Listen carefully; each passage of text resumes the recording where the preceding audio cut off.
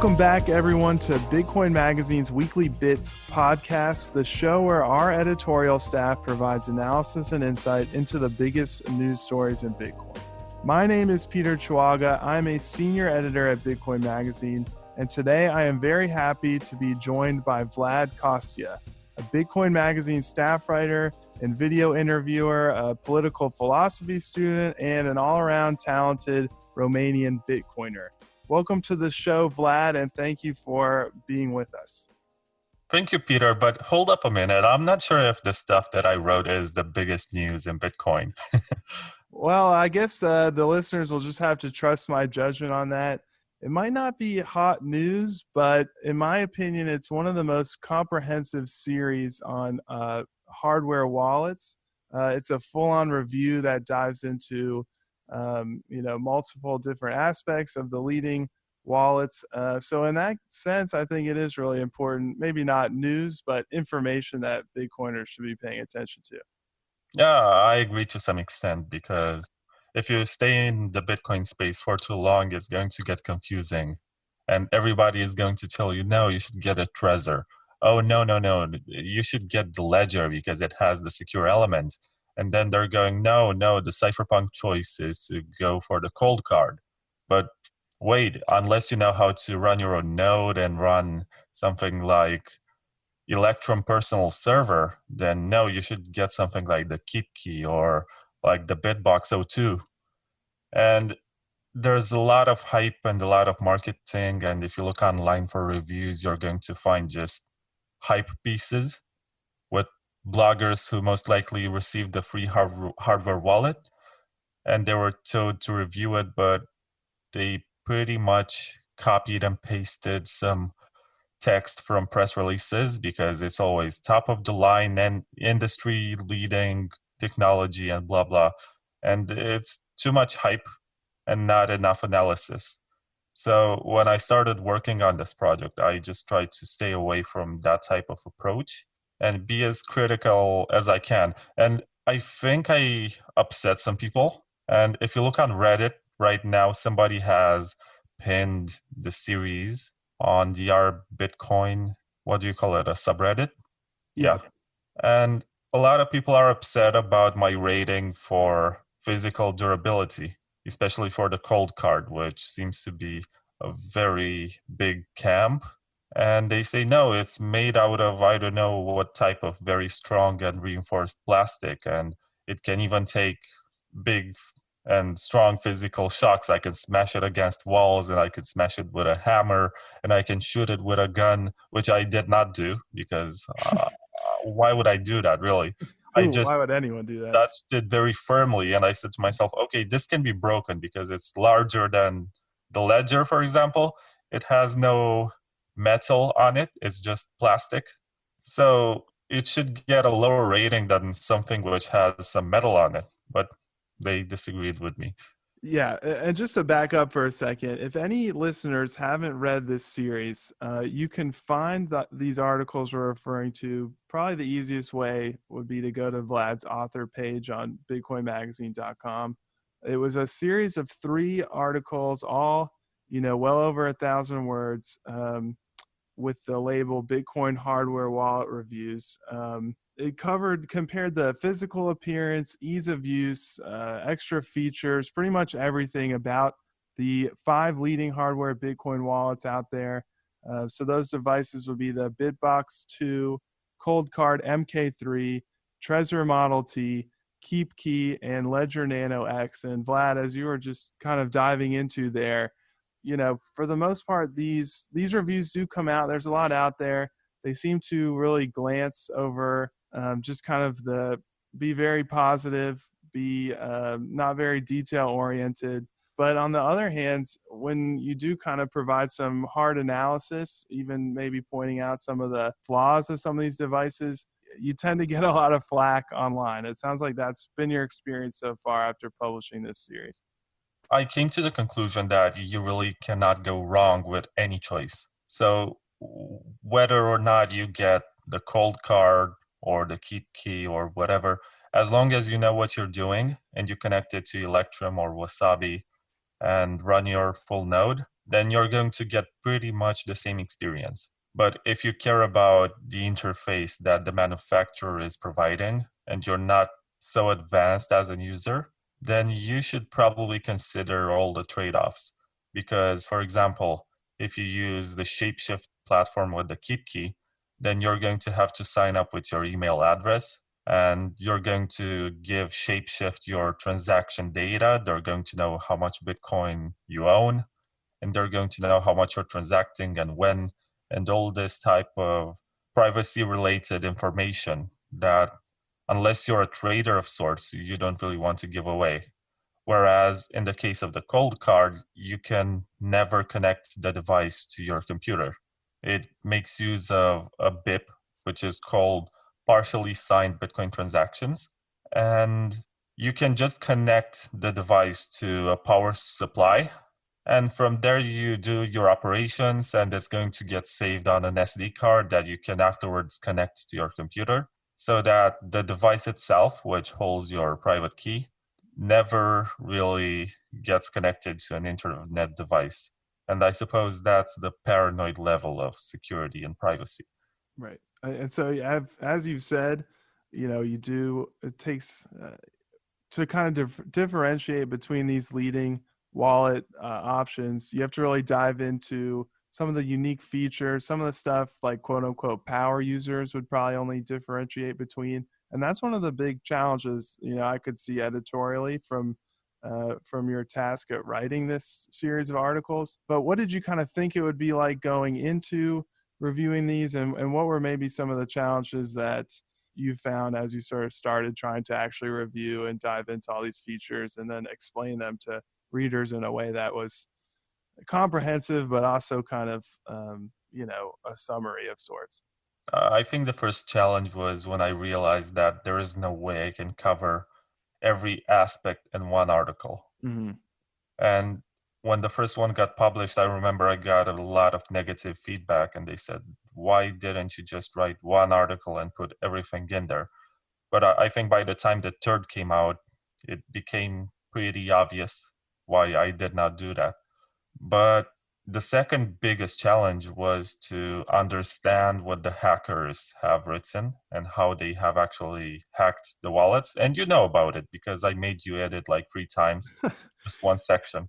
Right. And this would be I think you're referring to the third article in the series here. That one was my favorite, certainly because you kind of rose up to this challenge of parsing all the bug bounty programs and all the work that like sort of so-called white hat hackers have done to identify security problems with these wallets. And then how did the manufacturers kind of step up and address those problems that have been identified? Well, I think we are in the golden age of hardware wallets right now, and the research is definitely very intensive. And you have companies that try to outperform each other by hiring better hackers that are able to hack the competition's devices, which is fascinating. But for the consumer, it's really great because they come up with fixes within a week or so. And just last week, we have seen exploits in the Coldcard and in the Trezor Model T, which is interesting because it's a good way to improve at the end of the day. It might be terrible for PR. They have to humble themselves and say, oh, we messed up in this respect and we have to make up for it.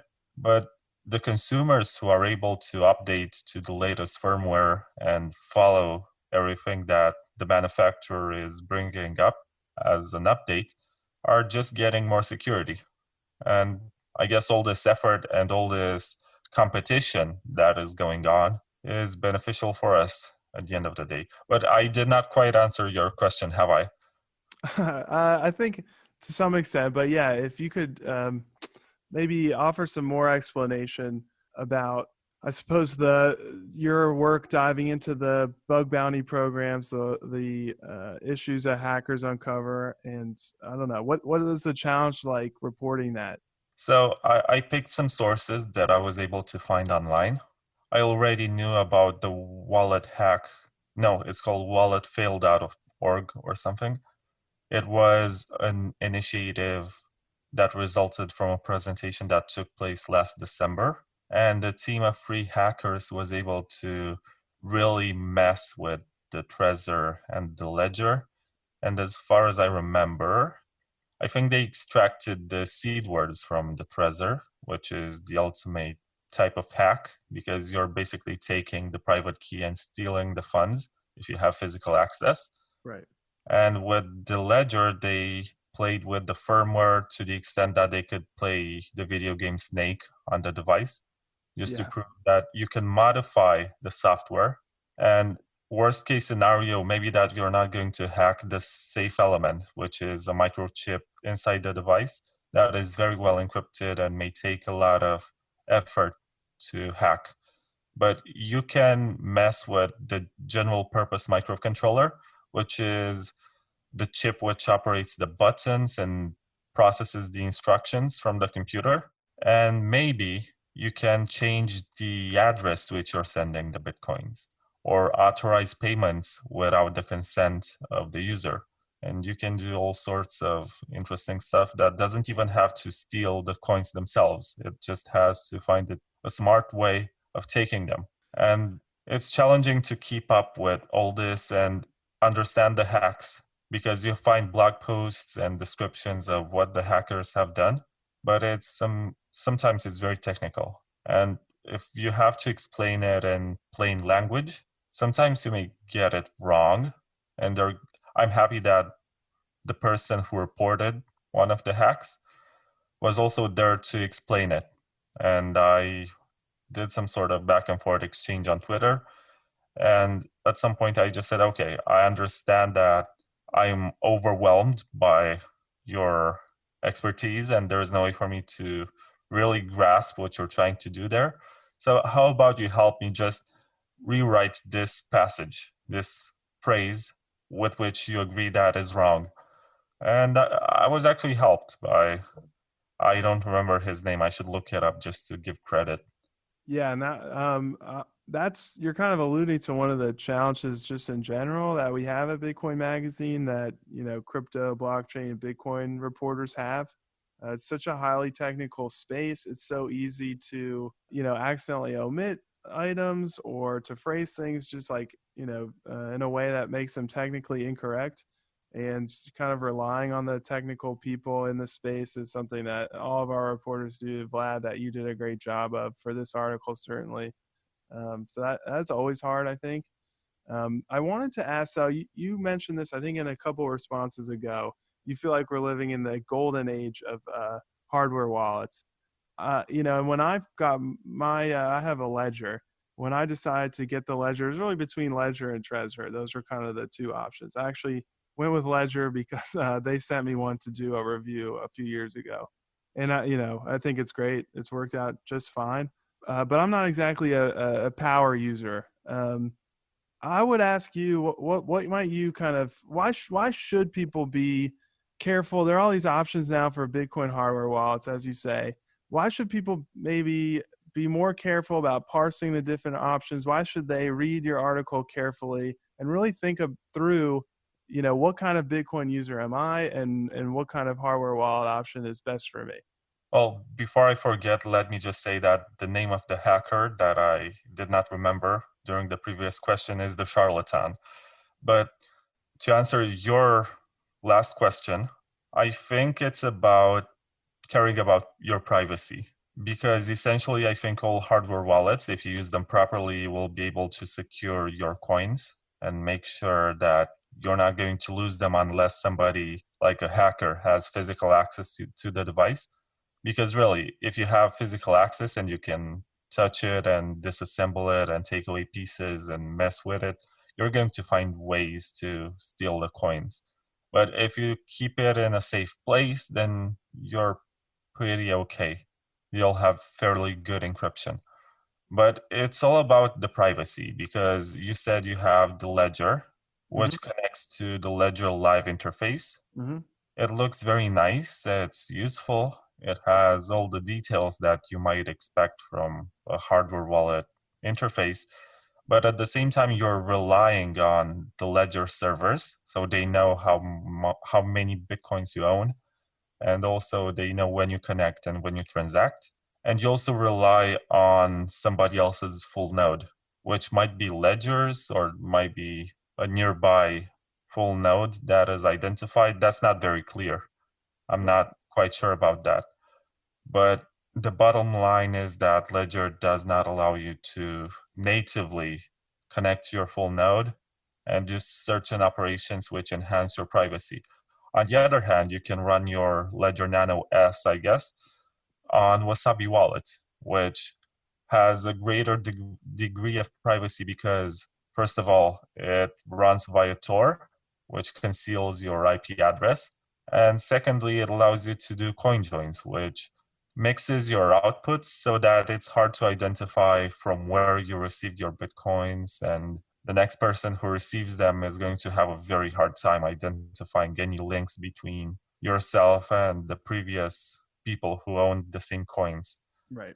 And in Bitcoin, this is a big issue because when you don't care about privacy at all and you just send transactions, you're not just revealing how much you own, but you're revealing how much people who transacted with you also own. So you're giving away information about a lot of people when you make any transaction at all. Right. And also another type of privacy that you find in Wasabi, and I think of all the hardware wallets with native interfaces, only the Bitbox O2 has this, is coin control, which means that, let's say that on the ledger, you receive two different transactions, and one is with 10 Bitcoins and the other one is with 0.1 Bitcoins, so 0.0.1. That's 1 million Satoshis. And you just want to send to somebody 500,000 Satoshis. And that's half of the second UTXO that you have. And if you do this on the ledger, it's not clear whether or not it's going to send from the bigger UTXO or from the smaller one. Mm-hmm. And if you send from the bigger one, where you have lots of Bitcoins, you're going to signal to the receiver, if they check a block explorer, you're going to see that you're rich. And in some cases, that can turn you into a target or whatever. If you have UTXO control like Wasabi and like the Bitbox O2 interface, then you can just pick which one of the groups of coins you want to use when making the transaction so that you only reveal what you want as opposed to everything. If you send a small amount of a small amount, then it's going to work just fine for you. The Right. receiver will not know about the bigger one. And it's not until you really parse the details of each kind of solution, as you have in this article, that you can kind of decide where your privacy needs and your kind of like ease of use, kind of overlap where your line is, and really like dive into what kind of trade-offs each individual wallet is making in privacy to sort of function. So I think that's kind of what I was getting at. I also want to ask, this is something you talked about earlier on this, and you've mentioned it in some of our editorial meetings, and I think I've seen it to be true for sure. You've written these comprehensive, very well researched, took a lot of time and effort to create these kind of long and detailed reviews, and then you put a chart at the bottom of each one with like numerical scores. You could maybe call them rankings.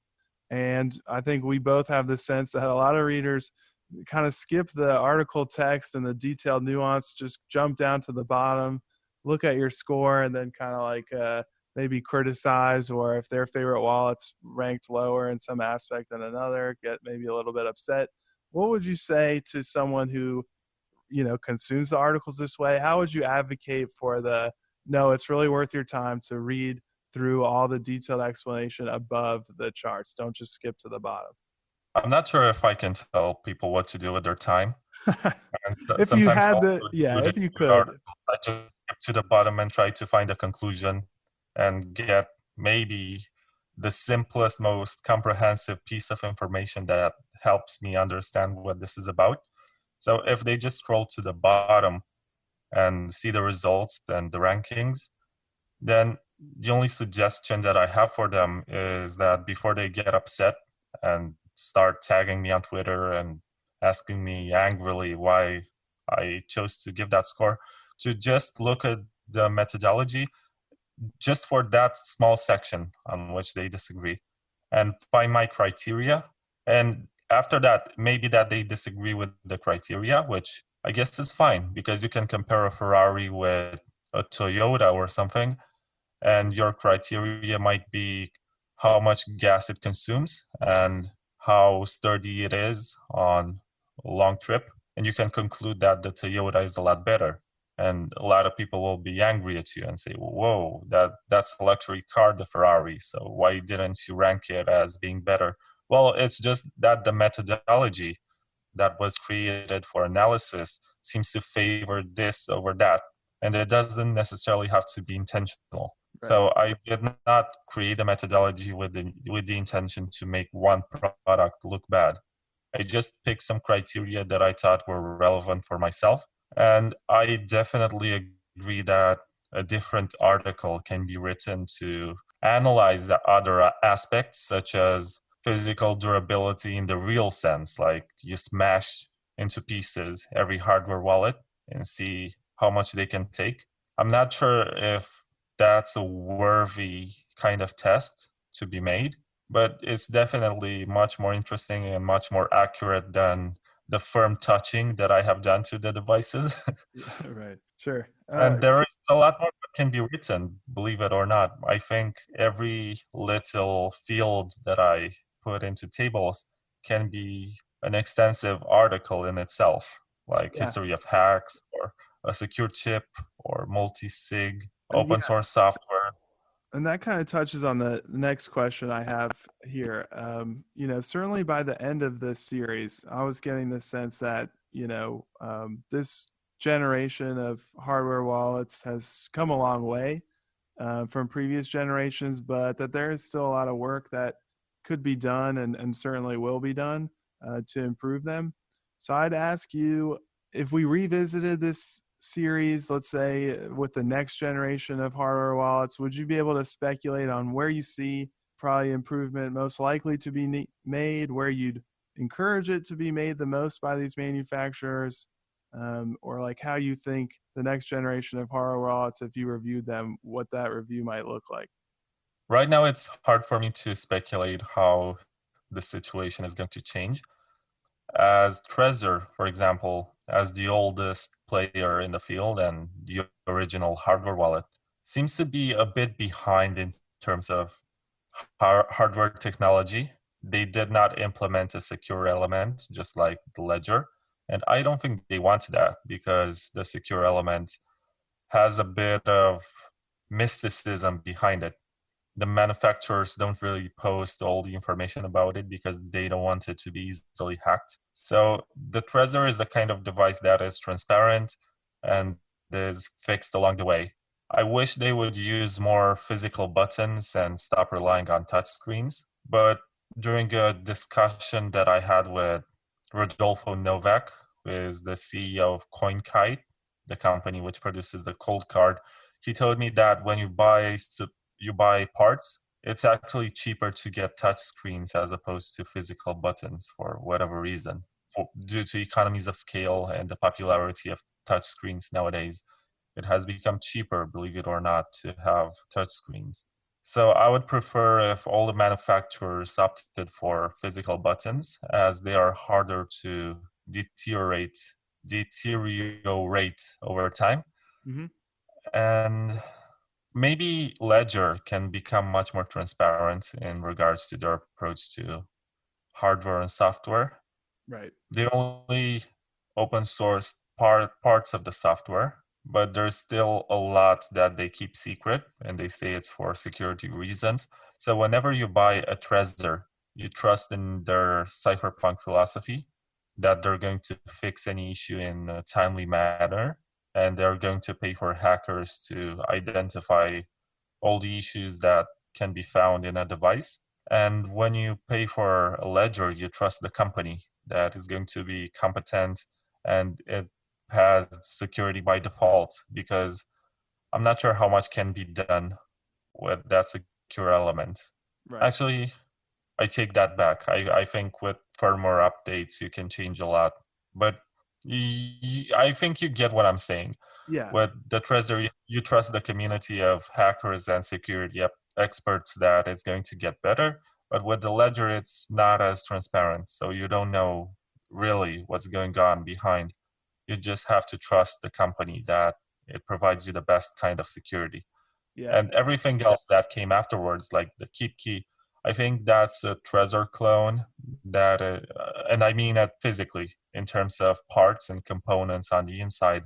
It has the same chips as the Trezor, and they even used parts of the Trezor code to build their own, except that it's made from more premium materials and it's bigger and it looks a bit fancier. But with that one, I also expect it to improve. And I also expect from Bitbox and Coldcard to really compete with each other. And they already started. They take shots at each other on Twitter.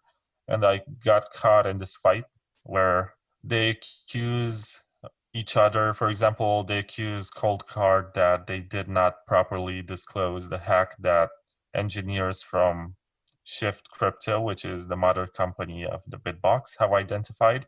And they're also upset that Coldcard hasn't properly credited the hackers on their blog because two of them worked on the issue and they only credited one, and they did not give any kind of bounty reward. They just sent a couple of Coldcard wallets and a Coldcard printed mug. And they were upset about this, and they said, we spent a lot of time and effort into this, and the community custom is that whenever somebody finds an exploit in your product, you just pay them. Right. And the Coldcard response was, we pay for researchers, not for our competition.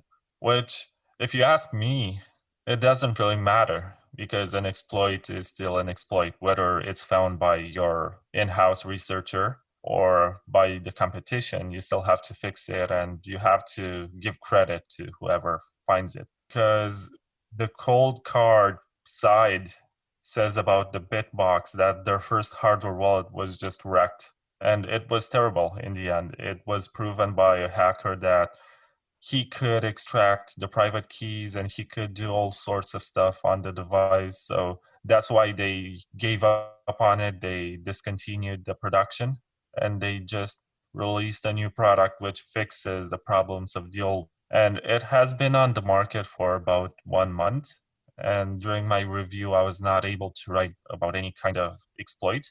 The only reason why I think they are competent and they might have gotten it right this second time is that they have a Bitcoin Core developer who is part of their team. His name is Jonas Shrelly. And I don't think somebody who has worked on the Bitcoin Core software, which arguably is the most difficult part of development in this space, is incompetent and would associate himself with something that is subpar and will eventually fail. But we're going to see. Yeah, and I was just gonna say what you're diving into as far as the vulnerabilities. I believe all of that stuff is in the third part of your evaluation, and that was definitely, as I have said, my favorite article in the series. I think it's definitely the one that gets into the most detail and the most types of, kind of like takes a hardware wallet review, and you'll see a lot of these on the web, and is truly unique and sort of like the kind of reporting that we love to have at Bitcoin Magazine, because you're diving into like the highly technical aspects, stuff that, as you have said, exposing vulnerabilities really aligns with a lot in the crypto space and the Bitcoin space. So again, just for any listeners that haven't read the series, definitely check out every article. But in particular, that third one, you've done some reporting that I haven't ever seen anywhere else, and I thought that was great. So those are actually all the questions I had, Vlad, written down. But is there anything else I didn't ask about that you'd want listeners to know about this series of reviews? I think at some point, but before I answer, just let me thank you for the kind words. You earned it, man. Really, I don't want to brag or anything, but I put a lot of work into this. And for the third part, I think I've worked like 14 hours straight. I said to myself, I'm not going to get up unless I finish. So I started working around 8 p.m. and I got up at 6 in the morning. Wait, plus 14 hours, 10 in the morning. That's when I went to sleep. Yeah, and any listeners, they probably have at least seen the articles. They're so worth diving into because all that hard work is super apparent. Yeah, I just want to let everyone know that it looks intimidating, and I don't think I've made anyone's research any easier. Because there's a lot to read, and at some point you're going to run into some sort of roadblock. If you follow the marketing, maybe that you're going to choose a product according to your personal values and the price and the features that you think are useful. But if you read the review and you find out that pretty much any device can be hacked, and find this history of how they got hacked and discovered that they all have trade-offs, and you're going to find a feature in the other one that is more desirable, then I guess that's the kind of point where you get the decisional fatigue and possibly don't buy anything, and you go to the point where you ask yourself, why do I even need a hardware wallet? Is it just some sort of fashionable item that I should be using? Why can't I just use a paper wallet or some kind of steel plate, which arguably is the best type of cold storage, unless you're willing to hodl for 10 plus years or something and you're not going to touch the coins. It's better to use a hardware wallet, because otherwise you're going to have to type in your private key whenever you want to use your coins, and that's a lot worse. I mean, you might have it stored on cold storage, you have the private key written down, but when you want to access the funds, you're going to have to type in, and you have to really trust that your computer is safe when you do that. So when you use a hardware wallet, it's a lot more secure in this regard, because it has some type of advanced cryptography which makes sure that this external device is safe, and even if your computer is filled with viruses and spyware and malware and all sorts of programs that are malevolent, you're going to be able to trust this small device. And I have reviewed the best 5 on the market right now, and I know that I left out some of them, like the Cool Wallet, like I think somebody suggested the BitFi, but I disagree that it's a good option. I think the BitFi was the one recommended by John McAfee as being hack-proof, unhackable, and it was hacked a week later or something. Yeah, not too surprising. So you can't really go wrong as long as you pick one of these 5. They all have their advantages and disadvantages. My recommendation is for you to learn how to use Electrum or Wasabi if you care about your privacy, because no software that you're going to find from the manufacturer is going to provide you advanced privacy. You're going to connect to the company's servers, and from there, you're going to give away your transaction history, which in the case of the KeepKey is very evident, because if you buy the KeepKey new through their store, then it costs $40.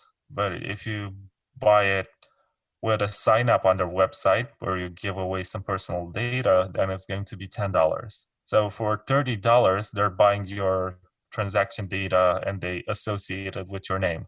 And they're going to know how much you own, with whom you're transacting, and all sorts of information that they might be collecting. Yeah, and again, that points to why it's worth kind of parsing through the review to consider all these things that probably the manufacturer, while maybe not hiding them, are not as upfront as you've been in all that detailed reporting. Don't buy a Trezor if you care about operation security. So if the Trezor looks like a car key remote with which you open your car, and you don't have a car and you carry one with you, then it's going to look suspicious. You don't want to use anything in public that looks out of the ordinary, especially if you own lots of Bitcoins. But it doesn't matter. No matter how much you own, you should choose the kind of device that helps you blend in. If it looks like a USB flash drive or something, then it's fine. No, it will not look flashy. People will not look at you and say, that's something fancy, and I might be interested in stealing that. That's another aspect of security that gets overlooked sometimes. Yep, and that all that info, you dive into that in part 1 of the series for sure. Great. Well, Vlad, thanks again so much for calling in. Where can listeners follow you on Twitter? So it's TheVladCostea, the Vlad Costea. It was taken without the "the," and I did not want to put any numbers. So yeah, I ended up with this one. Great. I encourage everyone to follow Vlad to see more of this kind of reporting. Vlad, thanks again. Oh, thank you, Peter.